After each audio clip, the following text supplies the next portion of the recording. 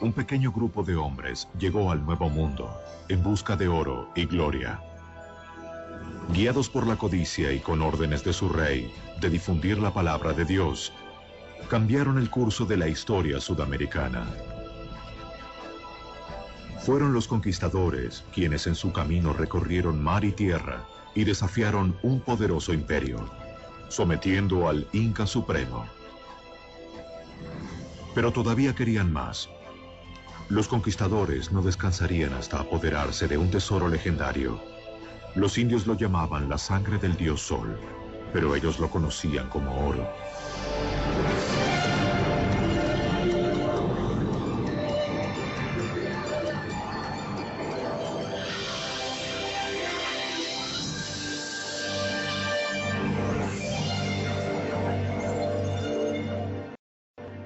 Pizarro y los incas.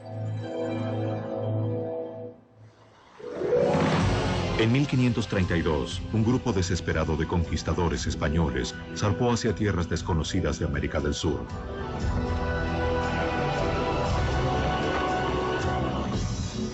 Su líder, Francisco Pizarro, ya había explorado ese territorio 2 veces, atraído por los relatos de una fortuna en oro.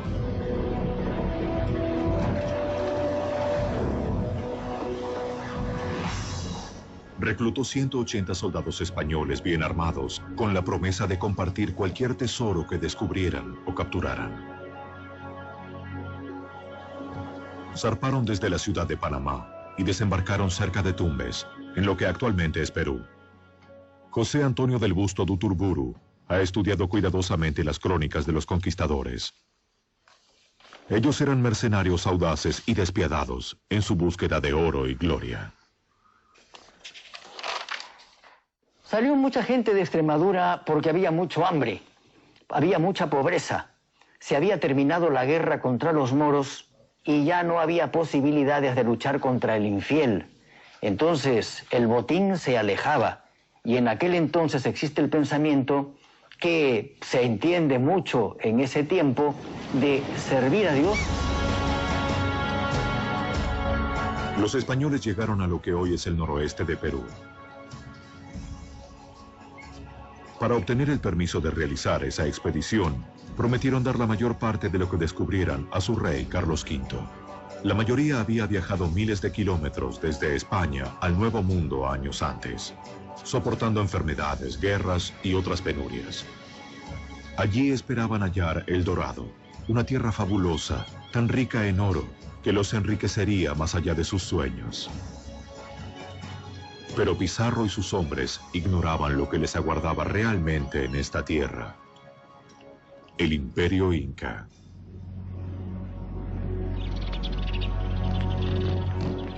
Sin que los españoles lo supieran, el Inca observaba cada uno de sus movimientos. Sus mensajeros avanzaban en postas sin detenerse, llevando noticias de los invasores.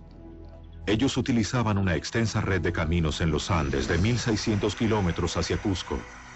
Cusco era la residencia del rey Dios, el Inca Supremo, Atahualpa. En cuevas sagradas, Atahualpa consultó un oráculo. El líder de los incas quería saber quiénes eran estos extranjeros y qué querían. ¿Representaban una amenaza o venían en son de paz? Siguiendo antiguos rituales, el sacerdote esparció hojas de coca e intentó interpretar el futuro por medio de su disposición. Según la leyenda, el sacerdote profetizó a Atahualpa que moriría en manos de estos invasores. Pero Atahualpa decidió no enfrentarse con los españoles. No consideró este grupo de hombres como una gran amenaza. Él podía reunir un ejército de 1000 hombres en cuestión de días. Durante el viaje, el calor y el hambre hicieron mella entre los españoles. Uno escribió: el sol arde directamente sobre nuestros hombres, que están por desvanecerse de cansancio. No se ve más que arena y montañas abrasadas. A los españoles puede haberles parecido un mundo primitivo, pero una serie de civilizaciones avanzadas y sofisticadas florecieron allí mucho antes de su llegada. 700 años antes de los incas, gobernaba aquí el reino de los Mocha o Mochica. Para los Mochica, el oro era sagrado. Los orfebres utilizaban cerbatanas para calentar pequeños hornos, puliendo y modelando el metal como una forma de ritual religioso o servicio divino.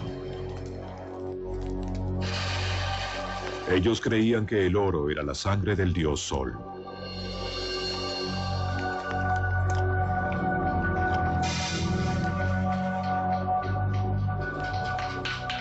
Con herramientas sencillas crearon obras de arte elaboradas. Decoraban los templos del rey Sol y las tumbas de los nobles. Solo el rey tenía permitido vestir adornos de oro como prueba de su posición divina.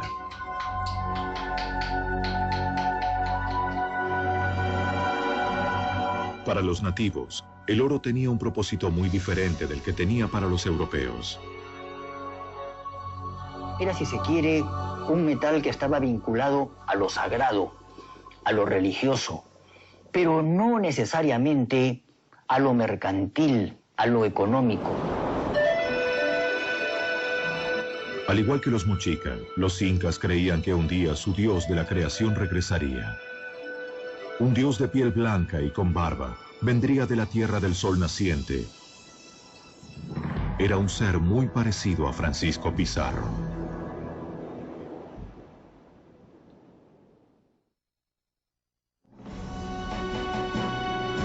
El conquistador Francisco Pizarro y su pequeño grupo de soldados españoles alcanzaron los límites del Imperio Inca en 1532.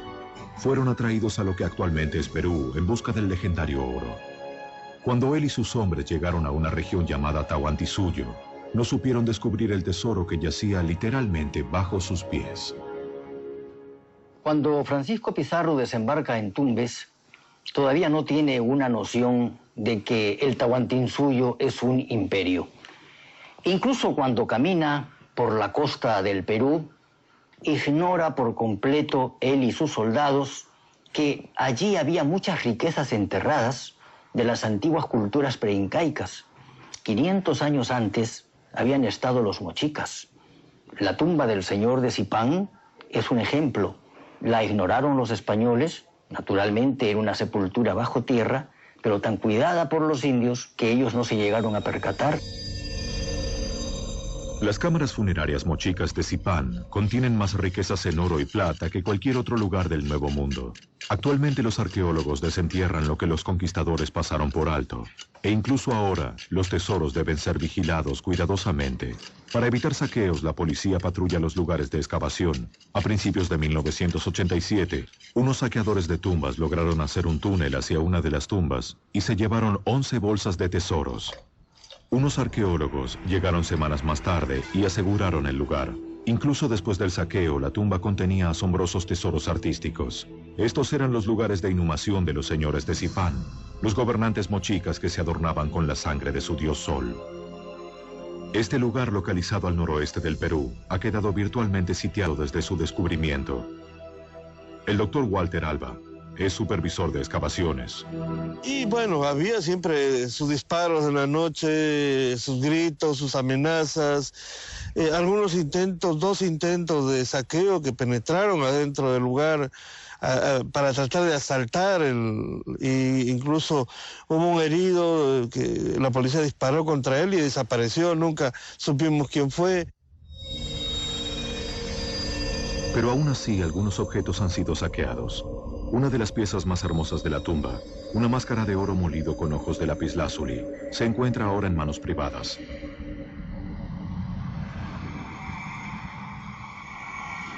El coleccionista Enrique Puley compró este tesoro en el mercado negro de Perú. Se dice que tráfico, contrabando, saqueo y demás términos. La pregunta muy necia por sí misma es que si reconocen que lo que hay en esa colección es lo más privilegiado del Perú,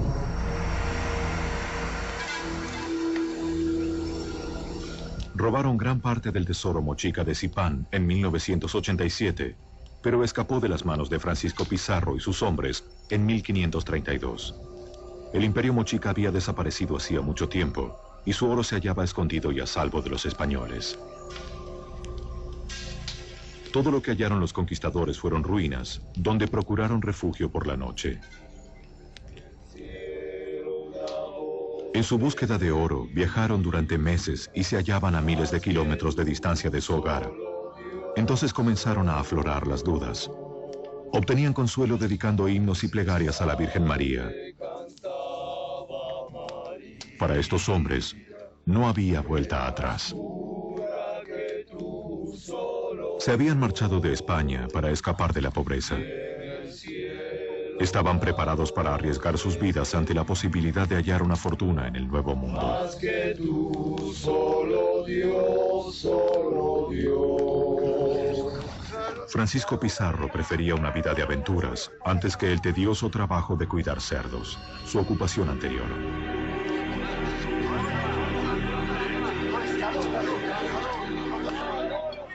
Buscaron comida durante la marcha y descubrieron una raíz que podían cocinar en las fogatas. Era la papa, una de las comidas básicas en América del Sur, desconocida en Europa hasta que los conquistadores y exploradores la introdujeron desde el Nuevo Mundo. Los hombres de Pizarro también tropezaron con otros tesoros. Ídolos de oro alimentaban su codicia. Ellos creían que esos dijes eran solo el comienzo. Sus esperanzas aumentaban soñando con el dorado. Los guías nativos prometieron llevarlos a través de los Andes hacia el reino de Atahualpa, en busca de más oro. Pizarro se impacientaba cada vez más. Carlos V, el rey de España, le había dado el derecho de conquistar esa tierra, pero los rivales de Pizarro en la corte española querían que el rey revocara esa cesión al primer indicio de fracaso. Pizarro necesitaba dar un golpe rápido y decisivo contra el Inca para asegurar su derecho. Los guías condujeron a los hombres de Pizarro a través de valles altos y aparentemente deshabitados. Los espías del Inca siguieron su rastro durante todo el trayecto. Ellos enviaron mensajes con luces comunicando que estos hombres blancos podían ser el dios Inca, Viracocha. Atahualpa demoró para enfrentar a Pizarro debido a que tenía mucha curiosidad, porque los indios tayanes de Tumbes y de Piura le habían dicho que los españoles eran dioses, el dios Viracocha que venía. Y él en un principio lo creyó y creyó que venía a felicitarlo. Los soldados españoles profanaron algunas tumbas incas y varios de ellos sufrieron muertes misteriosas. Gases altamente tóxicos e inflamables se habían generado dentro de las tumbas selladas. El doctor marino Orlando Sánchez Macedo cree que esos gases mataron a los ladrones. Ese gas, si usted está cerca y usted va a oler, le va a afectar a los pulmones. Es más o menos como quien dijera que lo va a secar, se vuelve amarillo y finalmente muere. Se enflaquece y muere. Sucede de que los minerales están cargados de ese gas. Pero saben estas gentes cómo sacar, cómo extraer todo esto. Entonces con una gran barreta van a hacer el hueco y va a salir el gas. Pero para eso van a poner fuego afuera, candiles, para que ese gas se consuma inmediatamente. Y ellos obviamente tengan que sacar los tesoros que se supone pueden haber o no. En noviembre de 1532, tras meses de una marcha trabajosa, los conquistadores llegaron a la cima de los Andes, a 5.000 metros sobre el nivel del mar. Un español relató: respirar este aire enrarecido es doloroso para los pulmones. De día los hombres reconocen el terreno con sus caballos avanzando al borde de escarpados precipicios, por lo que nuestra procesión se arrastra por las montañas como un dragón herido. Las penurias que soportamos son tan terribles que lo único que podemos esperar es que terminen pronto. ¿Qué destino nos aguardará? Finalmente, tras haber recorrido 400 kilómetros, los españoles se aproximaron a la fortaleza inca de Cajamarca.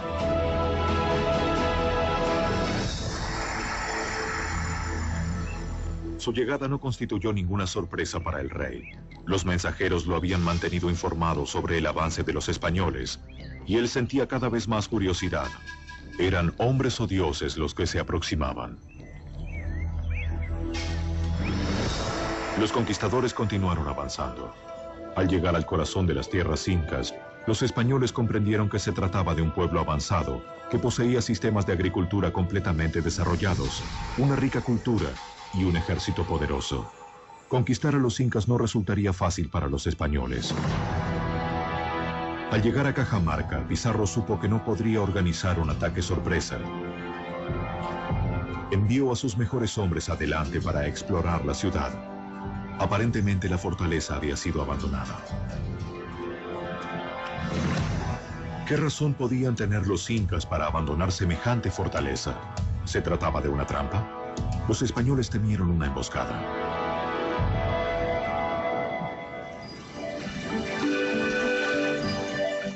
Mientras las tropas de Pizarro aguardaban inquietos en Cajamarca, Atahualpa descansaba en unos manantiales de aguas termales cercanos en compañía de su hermana favorita. Tenía la certeza de que este pequeño grupo de extraños no constituía amenaza para él, el Rey Dios.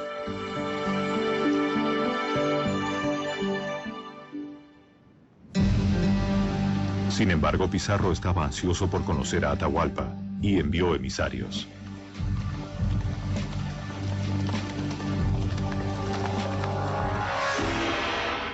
Atahualpa y su corte recibieron a los españoles exhibiendo fría dignidad. Los conquistadores quedaron impresionados. Uno de ellos escribió: en sus miradas fijas arde un fuego peligroso. Los incas nunca antes habían visto caballos. Los españoles permanecieron sobre sus monturas para inspirar asombro y miedo. Ellos asusaron a sus caballos para que se encabritaran y dieran coces, esperando asustar al inca. Atahualpa no se inmutó. En lugar de eso, bebió a la salud de los españoles del cráneo de un prisionero ejecutado. Ofrecieron copas de oro a los extranjeros. Ellos bebieron con desconfianza. Atahualpa declaró que iría a Cajamarca al día siguiente para visitar a Pizarro.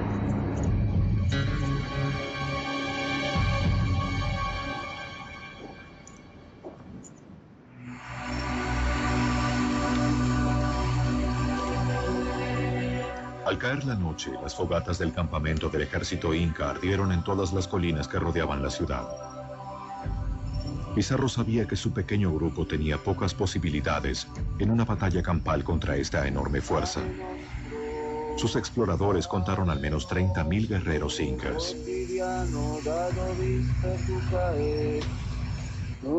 Durante la noche del 16 de noviembre de 1532, los españoles oraron juntos creyendo que sería la última vez. Uno de ellos escribió: el miedo cubre a los hombres como un manto negro. Ahora todos pueden ver con claridad la locura de esta empresa. Todos sabemos que solo un milagro puede salvarnos. Y unos cuantos tal vez se pregunten si el cielo los considera dignos de ese milagro. Con las primeras luces, Pizarro ordenó a sus hombres prepararse para la batalla. Pero la muerte parecía más probable que la victoria.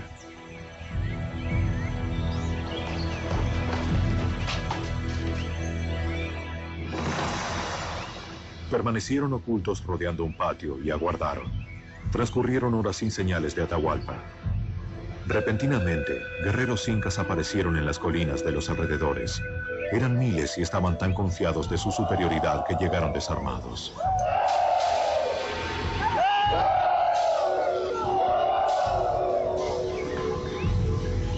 Los españoles se inquietaron, pero solo podían esperar.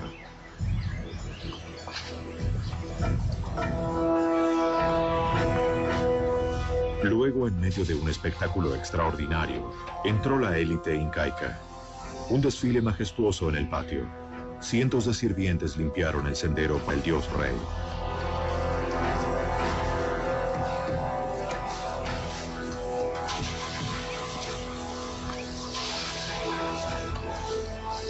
Con gran pompa y fanfarria, el rey de los incas entró en la ciudad. Los nobles incas más importantes rodeaban a Atahualpa, transportándolo en un suntuoso trono de oro.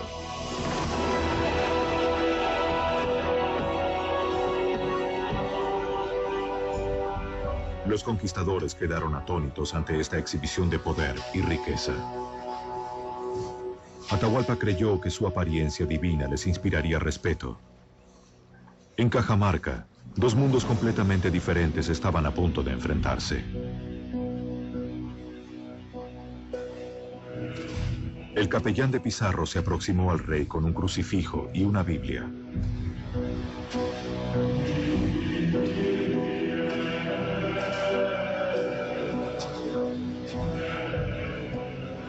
Exigió a Atahualpa que renunciara a sus creencias paganas y se sometiera al bautismo y a la corona española.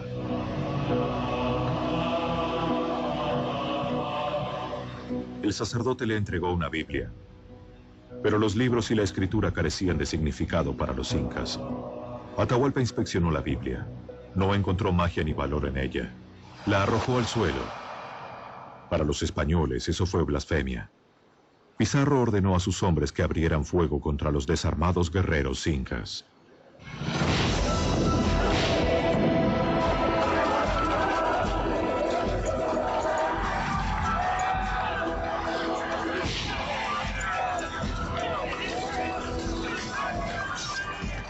Un soldado escribió: entonces nuestras tropas se precipitaron desde todas las entradas y se lanzaron dando alaridos sobre los indefensos indios. Cortaron en pedazos a los incas desarmados con sus espadas, como si estuvieran cortando rebanadas de pan. Fue una matanza atroz. Había hedor de sangre y muerte. El enorme ejército inca quedó paralizado ante este feroz ataque. El rey Sol fue derribado. Pizarro lo arrestó. Sabía que conservando a Atahualpa con vida tenía a todo su imperio detenido. Declaró a sus hombres: nadie que valore su vida tocará al Inca. Pero la guerra mágica, cuando cae el jefe, entonces eso quiere decir que la guerra mágica cesa de regir. Y a partir de entonces reina la acefalía, reina el desgobierno. Estremecieron el imperio inca hasta sus raíces. Con un solo golpe, Pizarro capturó al dios rey. Pero incluso sin su líder, algunos incas se resistieron en todas las formas posibles. El imperio dorado de los incas era vasto y se extendía 3.200 kilómetros, desde la actual Colombia hasta Chile. Su población era de 12 millones de personas. Estas personas habían desarrollado un moderno y floreciente sistema de agricultura más avanzado que el español. Ningún habitante de este país tenía hambre jamás, debido a que buenas cosechas proporcionaban abundantes reservas de alimento. Aunque no fuera el Dorado, fácilmente podría haber sido confundido con el Jardín del Edén.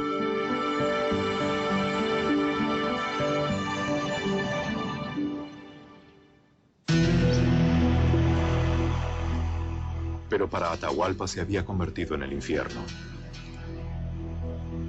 Fue confinado a un calabozo de la Torre Sagrada de Cajamarca. Se lo mantuvo bajo estricta vigilancia. Pero Pizarro le concedió cierta libertad. Conservaba a sus 3 esposas principales y continuó conduciendo los asuntos de Estado. Él contaba con quipus, cordones atados que servían para llevar la cuenta de personas e impuestos y mandar mensajes. Quería asegurarse de que la ley y el orden regían en su reino.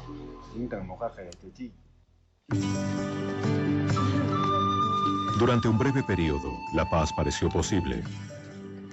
Los soldados españoles, cansados de batallas y campañas, dejaron a un lado los combates e hicieron planes para establecerse. Pero a los españoles todavía les faltaba algo.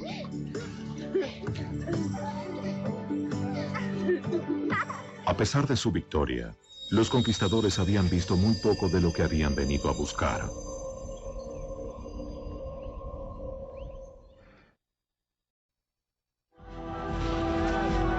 Los conquistadores españoles ganaron una campaña arrolladora contra los incas en 1532. Con la captura del dios rey inca, el jefe de los españoles, Francisco Pizarro, creyó que la tierra y todo lo demás le pertenecían. Francisco Pizarro obtuvo por la capitulación de Toledo un territorio que empezaba en el río de Santiago, que es el río de Tempula, actualmente en Colombia, y llegaba hasta el paralelo de Chincha, que introducido el paralelo hacia el interior del país, abarcaba el Cusco y un poco más, incluido Machu Picchu. Los incas intentaron ocultar todo lo que pudieron de los españoles. Un secreto la ciudad de Machu Picchu, se mantuvo oculta a los extraños durante 400 años.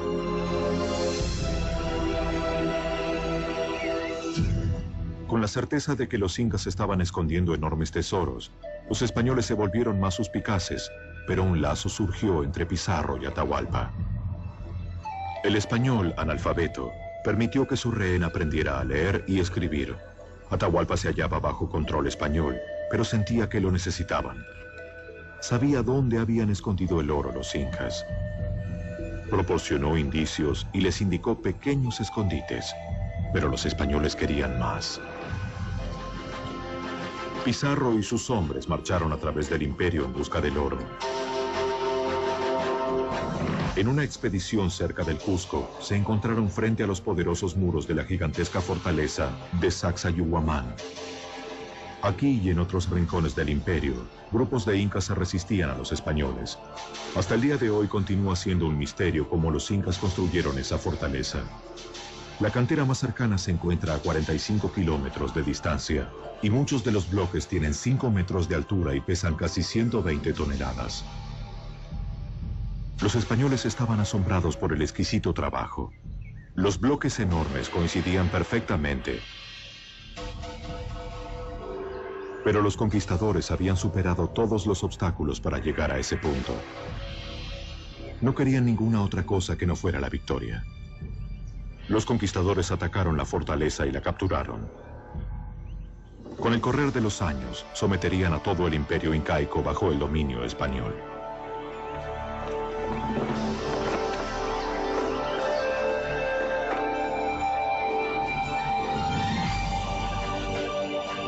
Los españoles se adentraron más en los Andes, aprovechando los excelentes caminos incas.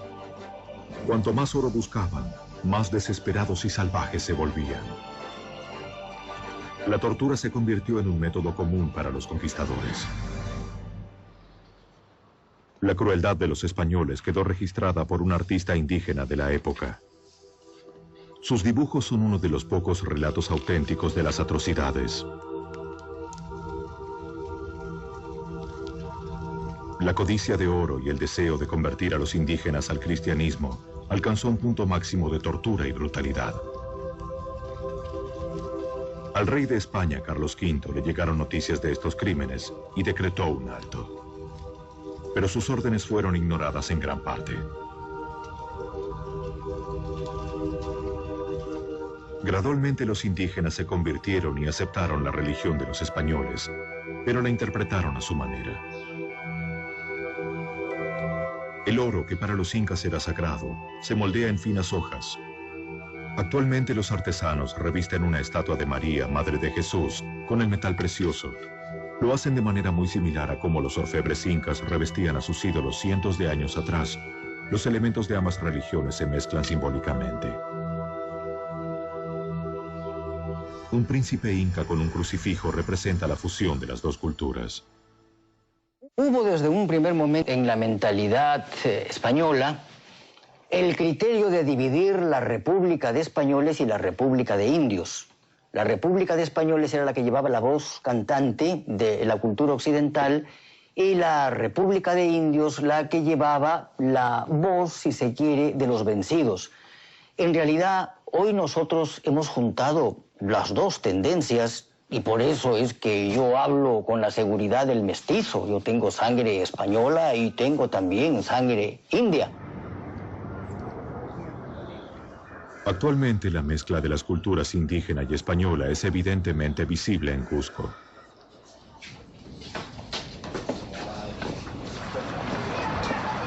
Hace 700 años este era el centro del mundo incaico.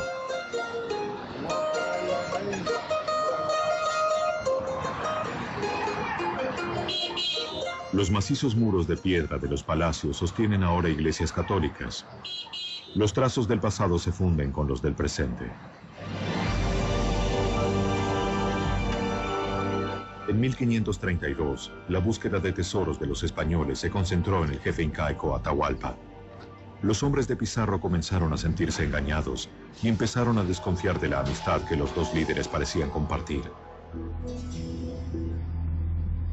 Pizarro incluso había enseñado a su rehén a participar en juegos de mesa. Pero los dos hombres se encontraban sumergidos en una batalla mucho más letal. Se estudiaban mutuamente con cuidado, conscientes de que eran parte de un delicado equilibrio.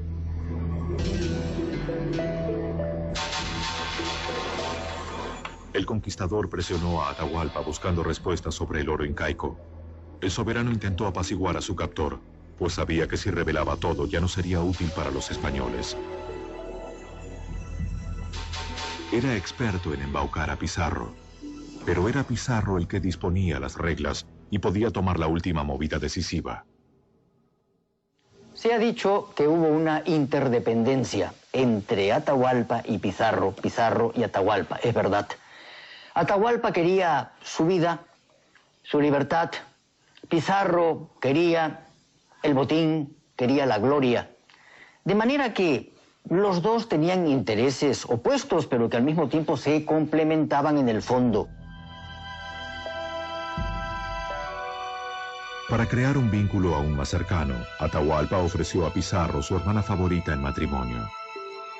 Pizarro la hizo bautizar, le dio el nombre de Inés y la tomó como amante, pero nunca se casó con ella.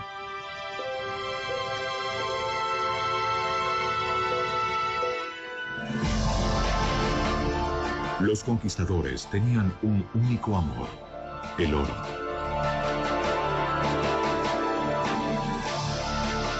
Su búsqueda de la legendaria El Dorado los llevó a adentrarse aún más en tierras extrañas y hostiles.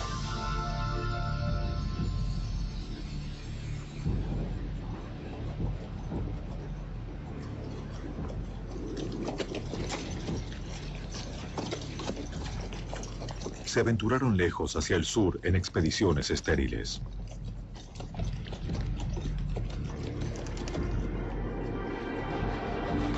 Llegaron a desiertos y salinas donde pocos sobrevivieron.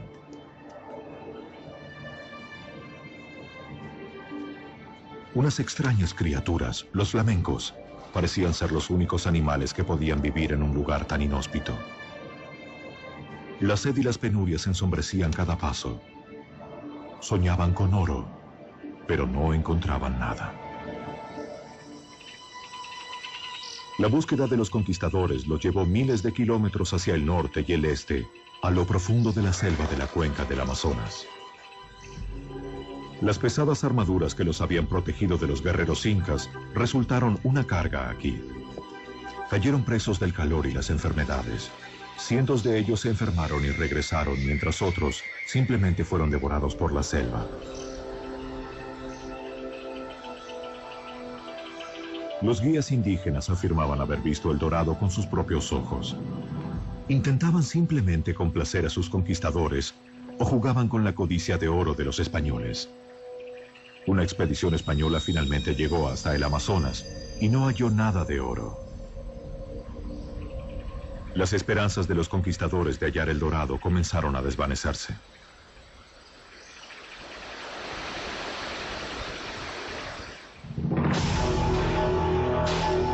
Los españoles concentraron su creciente frustración en Atahualpa. Pizarro lo acusó de mantener oculto su tesoro. Atormentó incansablemente al rey.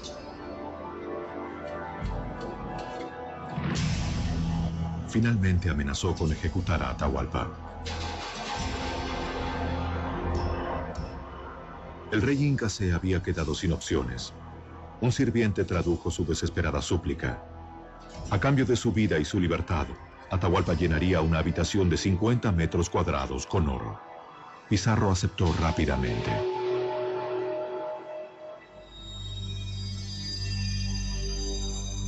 La autoridad absoluta del jefe inca fue revelada por última vez.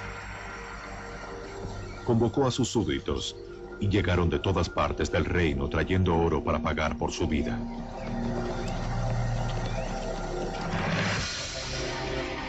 Una interminable sucesión de llamas transportó el tesoro hacia Cajamarca. Los indígenas trabajaron durante 3 meses para entregar ídolos de oro y bolsas llenas de metales preciosos. Hasta el día de hoy continúa siendo un misterio dónde habían estado escondidas estas enormes riquezas. Bajo la mirada vigilante de los españoles, reunieron el rescate en una reluciente montaña.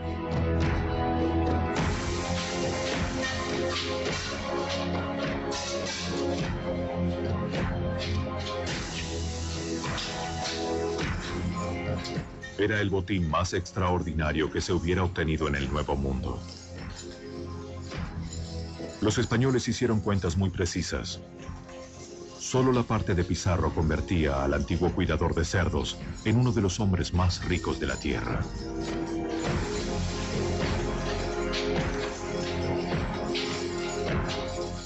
Pero antes de que el valor final hubiera sido siquiera calculado, se suscitaron disputas sobre cómo debía ser dividido. Deslumbrados por esta fortuna, los conquistadores comenzaron a preguntarse si podían obtener todavía más tesoros de los incas. Si se habla de los tesoros del Perú, tenemos que hablar también de los tesoros por descubrir en el Perú. Yo creo que existen, porque lo que se ha descubierto, creo yo que es fruto de la casualidad más que de la excavación científica.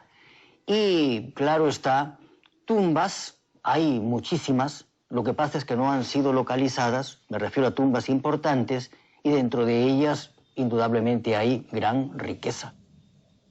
Los periódicos peruanos aún informan sobre buscadores ilegales de tesoros. Esa parte no es tan... Y es bien rocosa. ¿Tú te acuerdas que me estabas enfocando a lo profundo, no? Ajá. Porque hay cosas raras. Sí, es que es como las dos piedras.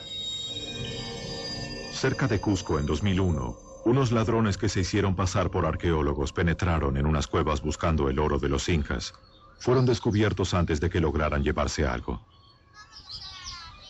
A lo largo de todo el país, los niños a menudo descubren antiguas vías de entrada escondidas en las bases de los edificios incas. El rumor se extiende rápidamente y los cazadores de tesoros saquean todo lo que encuentran. Peligroso. ¿Por qué? Ciegos, la salida también muy peligrosa. Hay que entrar para ver qué. Puede. Sí, ¿por aquí? Vamos entrando. Para descubrir algo, los arqueólogos deben actuar con rapidez.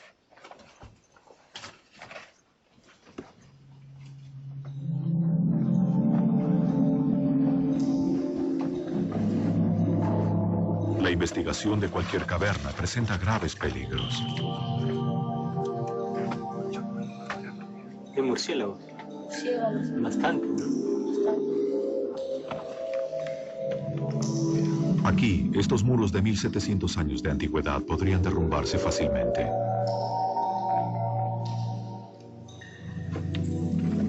Profundas grietas obstruyen el camino. Un paso en falso podría resultar fatal.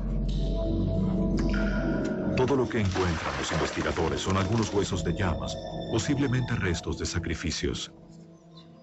Los buscadores de tesoros ya han estado aquí. Este escenario es demasiado familiar para el doctor Walter Alba.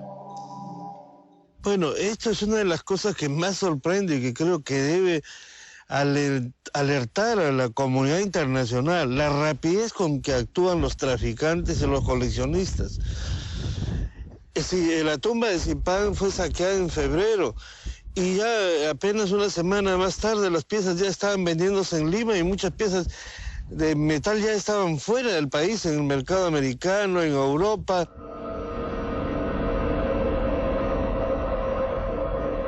Robo, chantaje, mentiras e intriga. Pareciera que la herencia de los conquistadores es la eterna codicia del oro incaico. Para Atahualpa, las riquezas de su país provocaron su caída. Él había abrigado esperanzas de comprar su vida con el rescate del rey, pero Pizarro no mantuvo su parte del trato. Ya no necesitaba al rey e inventó cargos. Poligamia, conspiración y adoración de falsos ídolos. Pizarro lo condenó a muerte.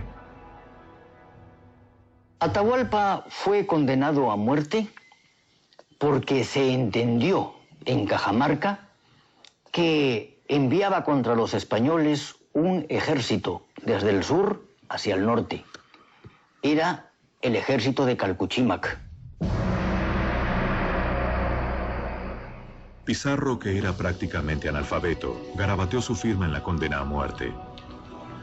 ¿Por qué lo hizo? Continúa siendo un interrogante. Es posible que el jefe español haya sido obligado por sus propios oficiales a condenar a Atahualpa. Bajo la presión de sus camaradas, traicionó a su amigo indígena. Durante la noche del 26 de julio de 1533, el dios Rey Sol fue arrastrado fuera de su calabozo en Cajamarca. Se le concedió una última elección: ser quemado vivo o convertirse al cristianismo y ser estrangulado. Eligió el estrangulamiento. Mientras el sacerdote lo bautizaba, dándole el nombre cristiano de Francisco, se le colocó una soga alrededor de su cuello. Un testigo escribió: con voz ahogada, Atahualpa rogó a Pizarro que cuidara de sus esposas e hijos. Llorando, Francisco Pizarro prometió hacerlo.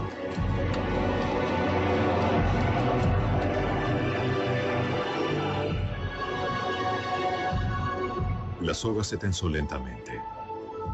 Uno de los emperadores más poderosos de la tierra murió a manos de un grupo de mercenarios.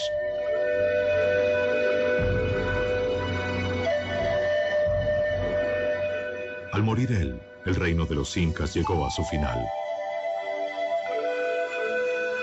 Esa noche miles de súbditos de Atahualpa se suicidaron con la esperanza de seguir a su señor y amo al otro mundo, la Casa del Sol.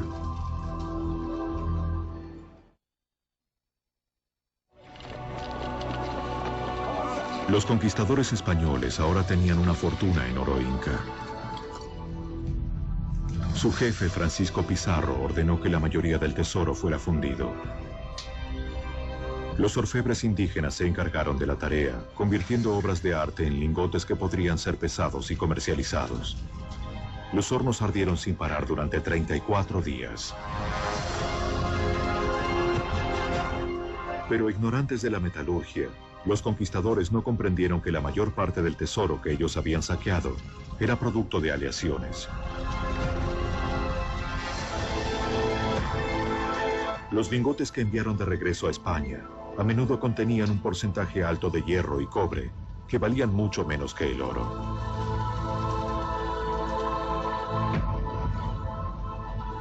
Pero la distribución del botín tampoco logró satisfacer la codicia de los conquistadores. Alentados por la envidia y el rencor, los españoles pelearon como leones en una matanza. Tras la derrota de los incas, se volvieron unos contra otros y contra su líder. Francisco Pizarro se había ganado muchos enemigos en el camino a la victoria. 12 asesinos atacaron a Pizarro. Él peleó hasta el final y sus últimas palabras fueron: «Vamos, fiel espada, compañera de todas mis hazañas». Pizarro nunca regresó a su tierra natal de España. Solo 8 años después de ejecutar a Atahualpa, murió en manos de sus propios compatriotas el 26 de junio de 1541. Francisco Pizarro era negligente en su salud y en su vida. No se cuidaba porque era muy sano, era muy fuerte, pero al mismo tiempo no guardaba su persona con los soldados que debería de tener. Y por eso aprovecharon los almagristas, lo asaltaron en su palacio de Lima y le causaron la muerte. Grandes cantidades de oro y plata fueron transportadas hacia España. El rey Carlos V necesitaba pagar enormes deudas.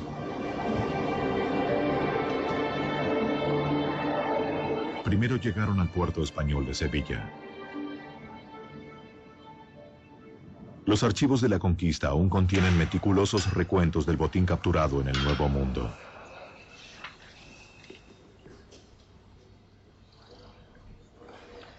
La investigadora genevieva Enrique Macías ha estudiado cuidadosamente los registros. La documentación es precisa, pero pareciera que algunos españoles encontraron formas de evadir a los recolectores de impuestos de su majestad. El valor total de lo que fue robado del Nuevo Mundo solo puede ser estimado. Es muy difícil calcular qué cantidades se trasvasaron del Nuevo Mundo al Viejo Mundo, pero el cálculo más aproximado, que quizás puede ser el de Hamilton, habla de unos 185.000 kilos de oro y unos 16 millones de plata, hasta 1.600.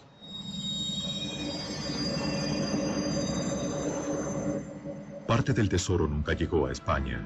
Estos barcos cargados pesadamente eran presas fáciles de los bucaneros y piratas. Y docenas de barcos quedaron atrapados en arrecifes o se hundieron durante tormentas.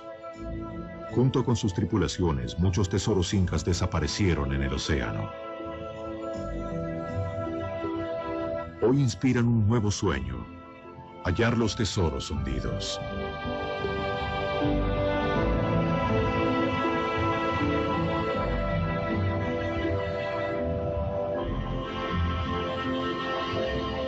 Pero como El Dorado, la mayor parte permanecerá escondida. El oro de los incas, la sangre del dios Sol, las riquezas que impulsaron a los conquistadores a actos de heroísmo y de salvajismo, continúan siendo material de leyenda, incluso en la actualidad.